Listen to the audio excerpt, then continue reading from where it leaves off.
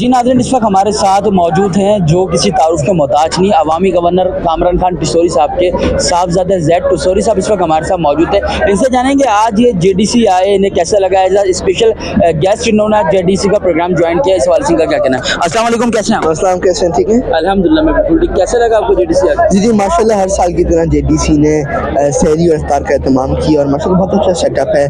और जो इफ्तारी और सहरी हम लोग अपने घर में करते हैं वही यहाँ पर उसका एहतमाम किया गया और माशाल्लाह बहुत अच्छा सेटअप है। माशाल्लाह मैं देखता रहता हूँ आपके ब्लॉग्स, काफ़ी ब्लॉग्स करते हैं और काफ़ी टैलेंट में आप में, अल्लाह ताला आपको और तरक्की दे।